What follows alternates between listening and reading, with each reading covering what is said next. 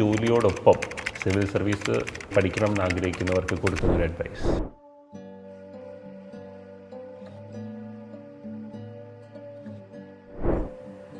എനിക്ക് through out the journey തോന്നിയിട്ടുള്ളത്, നമ്മൾ ഓരോ സ്റ്റേജിലായിരിക്കുമ്പോഴും എന്ത് പഠിക്കുന്നോ അത് ആത്മാർത്ഥമായി അതിൽ മാക്സിമം നമ്മൾ ഡെഡിക്കേറ്റഡ് ആയിട്ട് തന്നെ പഠിക്കുക.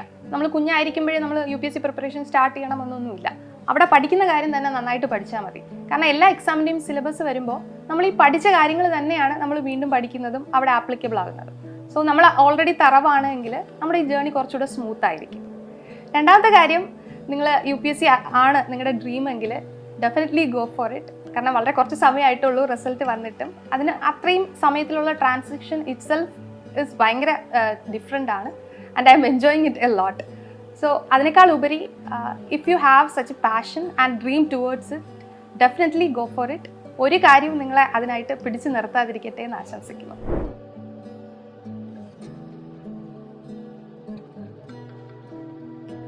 My message to all the aspirants would be to do smart work along with hard work.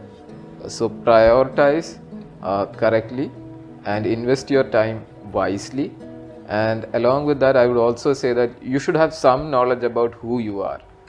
So നമ്മുടെ കോമൺ സെൻസ് മാക്സിമം ഉപയോഗിച്ച് തന്നെ നമ്മൾക്ക് എന്ത് ചെയ്യാൻ പറ്റും, എന്ത് ചെയ്യാൻ പറ്റില്ല എന്ന് മനസ്സിലാക്കി നല്ലൊരു സ്ട്രാറ്റജി ഉണ്ടാക്കി കഴിഞ്ഞാൽ I think everybody could crack this exam. And ഒരു കാര്യം കൂടിയുണ്ട്, സ്ട്രാറ്റജി ഉണ്ടാക്കിയാൽ മാത്രം പോരാ, you have to execute it. So എനിക്ക് സ്ട്രാറ്റജി ഉണ്ടായിരുന്ന വർഷമായിരുന്നു 2019, but I did not execute it. So execution is equally important. I learned it the hard way. I hope you will not, and you will learn from my mistakes.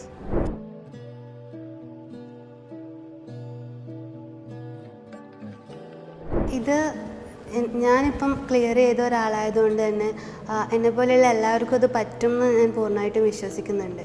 അപ്പോൾ നമ്മൾ ടൈമിനെ കുറിച്ച് കുറച്ചുകൂടി ശ്രദ്ധിച്ചാൽ മതി. ചിലപ്പം ബാക്കിയുള്ളവരെടുക്കുന്നതിനേക്കാളും കുറച്ചുകൂടി ടൈം എടുക്കുമായിരിക്കും.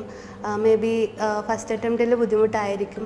പക്ഷെ അത് ഇമ്പോസിബിൾ ആണെന്നല്ല, പക്ഷേ ബുദ്ധിമുട്ടായിരിക്കും. പക്ഷേ ആ ഒരു കൺസിസ്റ്റൻസി മെയിൻറ്റെയിൻ ചെയ്യണം. നമുക്ക് കുറച്ച് ടൈമേ ഉള്ളെങ്കിലും അത് നന്നായിട്ട് യൂട്ടിലൈസ് ചെയ്യാൻ പറ്റും. അപ്പം നമ്മുടെ വീക്ക്നെസ് മനസ്സിലാക്കുക, സ്ട്രെങ്ത്ത് മനസ്സിലാക്കുക, സ്ട്രെങ്ത്തിൽ കുറച്ചുകൂടി വർക്ക് ചെയ്യുക. അങ്ങനെ ആകുമ്പോൾ നമുക്കതൊരു അഡ്വാൻറ്റേജ് തന്നെയാണ്. പിന്നെ കൺസിസ്റ്റൻ്റ് ആയിട്ടിരിക്കുക. ഓൺലൈൻ ബാച്ച് ആണെങ്കിൽ അത് നമുക്ക് ഒരുപാട് കൺവീനിയൻ്റ് ആണ്. വർക്കിങ്ങിൻ്റെ കൂടെ അത് മാനേജ് ചെയ്യാമെന്ന് പറയുന്നത് കൺവീനിയൻ്റ് ആണ്.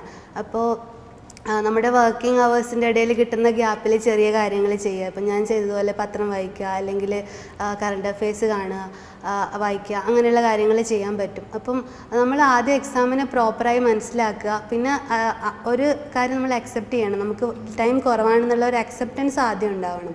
ആ അക്സെപ്റ്റൻസ് വെച്ചിട്ട് നമ്മൾ സിലബസിനെ ഒന്നുകൂടി കാണുക, എക്സാമിനെ ഒന്നുകൂടി നോക്കുക. അങ്ങനെ ചെയ്യുമ്പോൾ നമുക്കൊരു ഐഡിയ കിട്ടും എന്തൊക്കെയാണ് ചെയ്യേണ്ടത്, ഏതൊക്കെ ചെയ്താലാണ്.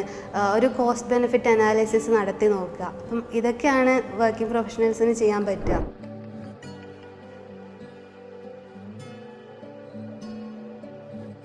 സർ, ഈ എക്സാം എന്താണെന്ന് നല്ല രീതിയിൽ അറിഞ്ഞിട്ട് ഇങ്ങോട്ടേക്ക് വരിക, അതാണ് എനിക്ക് പറയാനുള്ള കാര്യം. എനിക്കൊന്നും പലരും പറയുന്നൊരു കാര്യമാണ്, ഒരുപാട് വർഷങ്ങൾ ഈ എക്സാം ചിലപ്പോൾ കൺസ്യൂം ചെയ്യാനുള്ളൊരു ചാൻസ് ഉണ്ട്. അപ്പം നമുക്ക് ഇൻ കേസ് വീണ് പോയാലും സേഫായിട്ട് വീഴാനുള്ളൊരു അവന്യൂ സെറ്റ് ചെയ്ത് വെക്കുക. അപ്പോൾ അതിന് വേണ്ടിയിട്ടുള്ള സ്കിൽസ് ബിൽഡ് ചെയ്യുക. ആൻഡ് പ്രിഫറബിളി വർക്ക് ചെയ്തുകൊണ്ട് ഇത് ചെയ്യാൻ പറ്റുവാണെങ്കിൽ അതൊന്ന് ചെയ്യുക. വേണമെങ്കിൽ ഒരു 1.5 വർഷം എടുത്തിട്ട് നല്ലപോലെ പഠിച്ച ഒരു അറ്റംപ്റ്റ് കൊടുത്തു, അല്ലെങ്കിൽ 1-2 അറ്റംപ്റ്റ് കൊടുത്തു. അത് കഴിഞ്ഞിട്ട് എനിക്ക് തോന്നുന്നു the safest bet is you look for other options. And ഞാനിത് ജസ്റ്റ് ഒരു നെഗറ്റീവായിട്ട് പറയുന്നൊരു കാര്യമല്ല, ഇത് നമ്മളെ പോസിറ്റീവായിട്ടും ഇമ്പാക്റ്റ് ചെയ്യാൻ പറ്റുന്നുണ്ട്. കാര്യം എന്ന് വെച്ചാൽ നമ്മൾ വർക്ക് ചെയ്യുമ്പോൾ നമുക്ക് ഒരുപാട് വേറെ പേഴ്സ്പെക്റ്റീവ്സ് കിട്ടും. അത് നമ്മൾ ഈവൻ പ്രിലിംസ് പഠിക്കുമ്പോൾ, ഇപ്പോൾ പ്രിലിംസ് ഒക്കെ പഠിക്കുന്ന സമയത്ത് എക്കണോമിയിലൊക്കെ ക്വസ്റ്റ്യൻസ് ഞാൻ വർക്ക് ചെയ്തെടുത്തുനിന്ന് വന്ന ക്വസ്റ്റ്യൻസ് ആണ്, അങ്ങനെ എനിക്ക് കിട്ടിയിട്ടുണ്ട്. ബാങ്കിങ് സെക്ടറിലായത്. അതെ. പിന്നെ എത്തിക്സിനകത്ത്, കോർപ്പറേറ്റ് സെക്ടറിൽ നിന്നൊക്കെ ഒരുപാട് കേസ് സ്റ്റഡികളും ഒക്കെ വരും. അപ്പം ഈ ഒരു എക്കോസിസ്റ്റത്തിൽ നിൽക്കുന്ന ഒരാളെക്കാട്ടിയും കുറച്ചുകൂടെ പ്രാക്ടിക്കലും ബാലൻസ്ഡും ആയിട്ടുള്ള ഒരു ആൻസർ കുറച്ചുകൂടെ വേൾഡ് വ്യൂ ഉള്ള ഒരാൾക്ക് എഴുതാൻ പറ്റും. അത് ഈ വർക്ക് എക്സ്പീരിയൻസിൽ നിന്ന് കിട്ടും. പിന്നെ അതുമാത്രമല്ല സർ, ഇപ്പം നമ്മൾ ഇൻ്റർവ്യൂ വരെ പോയാലും അടുത്ത കൊല്ലം നമ്മൾ വീണ്ടും പ്രിലിംസ് ഇൻ കേസ് കിട്ടിയില്ലെങ്കിൽ അടുത്ത കൊല്ലം നമ്മൾ പ്രിലിംസ് എഴുതാനിരിക്കേണ്ട ഒരവസ്ഥയാണ്. അപ്പോൾ unless you make it you don't get anything. അപ്പം ബേസിക്കലി ബൈനറിയിൽ വർക്ക് ചെയ്യുന്ന ഒരു എക്സാമാണിത്. അപ്പോൾ അതുകൂടെ കൊണ്ടാണ് എപ്പോഴും ഞാനെപ്പോഴും ഒരു മാനേജർ പെർസ്പെക്റ്റീവിലേ പറയും, നമ്മൾ സ്റ്റോക്ക് മാർക്കറ്റിൽ എപ്പോഴും സേഫായിട്ട് ഇൻവെസ്റ്റ് ചെയ്യുള്ളൂ. അപ്പോൾ ആ സേഫ്റ്റി നെറ്റ് ഒന്ന് ചെയ്തിട്ട് ചെയ്യുക. പിന്നെ സർ വേറൊരു ഇമ്പോർട്ടൻറ്റ് കാര്യം എനിക്ക് പറയാനുള്ളതെന്ന് വെച്ചാൽ ഈ എക്സാമിന് ഒരിക്കലും പേഴ്സണലായിട്ട് എടുക്കരുത്. നമ്മുടെ ഇമോഷൻ മാറ്റി വെച്ചിട്ട് പക്കാ റാഷണലായിട്ട് ഈ എക്സാം ചെയ്യാൻ നോക്കുക. കാര്യം ഞാൻ എൻ്റെ എല്ലാം കൊടുത്ത് എഴുതിയ അറ്റംപ്റ്റാണ് 2023. അത് ആ ഒരു അറ്റംപ്റ്റ് കിട്ടാതെ വന്ന സമയത്ത് ഇമോഷണലി ആൻഡ് മെൻ്റലി ഞാൻ ഭയങ്കരമായിട്ട് തളർന്നു പോയായിരുന്നു. അപ്പം അങ്ങനൊരു സാധനം നമുക്കത് കരകയറാൻ പറ്റും, പക്ഷെ അതിൻ്റെ ആവശ്യമില്ല. അപ്പോൾ അത് മാറ്റി വെച്ച് ഈ എക്സാമിന് ഒരു എക്സാമായിട്ട് കണക്കാക്കിയ ആ ഒരു വർഷമാണ് ഞാൻ കയറിയത്. അപ്പം നമ്മൾ ഡിഫൈൻ ചെയ്യേണ്ടത് ഈ എക്സാം അല്ല, ഒരുപാട് കാര്യങ്ങൾ നമ്മളെല്ലാം ചെയ്യുന്നുണ്ട്. നമ്മുടെ ഫാമിലി, ഫ്രണ്ട്സ്, നമ്മുടെ ഹോബീസ്, അങ്ങനത്തെ കാര്യങ്ങളൊക്കെ ഉണ്ട്. അപ്പം അതാണ് നമ്മൾ ഡിഫൈൻ ചെയ്യേണ്ടത്, അല്ലാതെ ജസ്റ്റ് ഒരു എക്സാം അല്ല. കാര്യം എനിക്കൊന്ന് ആ 6 അറ്റംപ്റ്റ് കഴിഞ്ഞാൽ പിന്നെ എക്സാം ഒന്നുമല്ല, നമുക്ക് ജീവിതത്തിൽ ഒരുപാട് കാര്യങ്ങൾ വേറെ ചെയ്യാനുണ്ട്. അപ്പോൾ ആ ഒരു ബോധ്യത്തോടെ ഈ എക്സാം എഴുതാൻ വരണം. വളരെ പ്രാക്ടിക്കലും വളരെ പ്രാഗ്മാറ്റിക് ആയിട്ടും ഈ എക്സാം സമീപിക്കണം. ഇതാണ് എനിക്ക് പറയുന്നത്.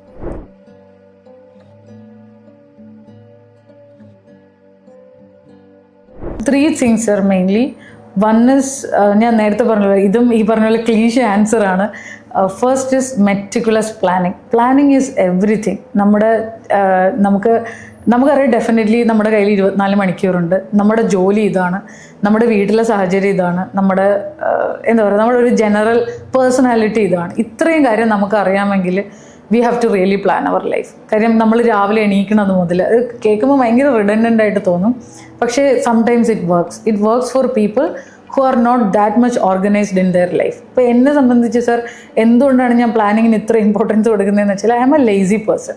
ഇപ്പോൾ ഇവിടെ ഒരു കട്ടിലിട്ട് തന്നാൽ ഞാൻ ഇപ്പോൾ ഉറങ്ങും, അങ്ങനത്തെ ഒരാളാണ് ഞാൻ. കാര്യം എനിക്ക് നല്ല ഉഴപ്പാണ്. എനിക്ക് ഇപ്പോൾ ഫ്രിഡ്ജിൽ സാധനങ്ങളുണ്ടെങ്കിൽ ഞാൻ ഒരു 10 പ്രാവശ്യം തിന്നുകയും ചെയ്യും, അങ്ങനത്തെ ഒരാളാണ് ഞാൻ.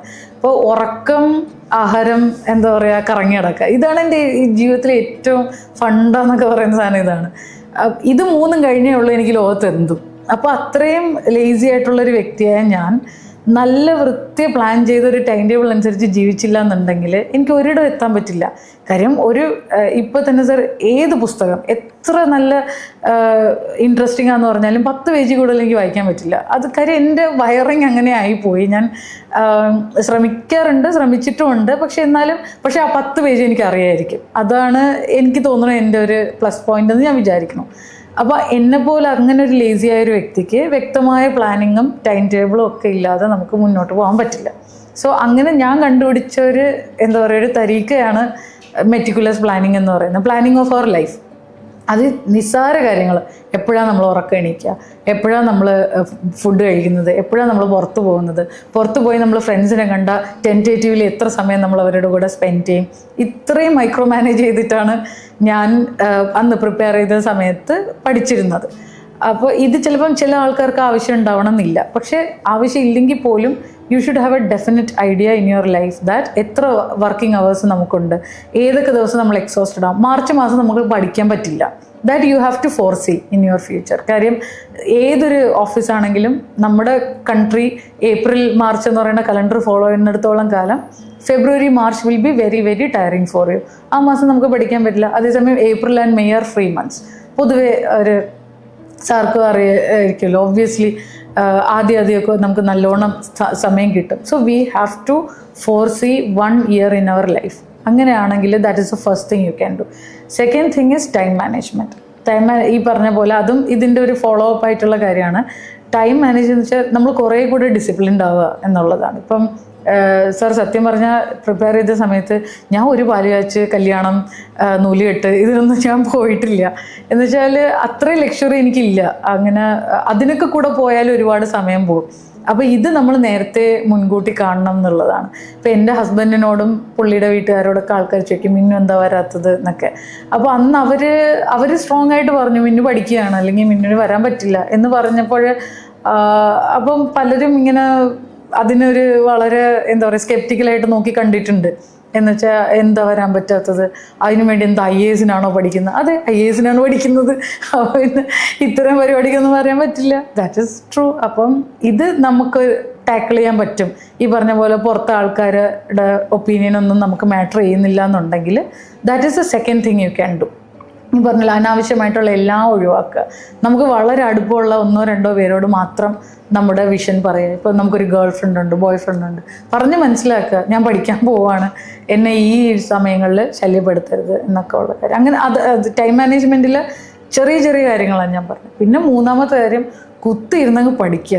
എനിക്ക് തോന്നുന്നു സാർ, ഈ പരീക്ഷയ്ക്ക് വേറെ ഒരു ഷോർട്ട് കട്ടും ഇല്ല. There is no shortcut. പ്രത്യേകിച്ച് വർക്കിംഗ് പ്രൊഫഷണൽസോട് എനിക്ക് പറയാനുള്ള കാര്യം, ഒന്നും പറ്റിയില്ലെങ്കിലും ഡെയിലി പേപ്പർ വായിക്കുക.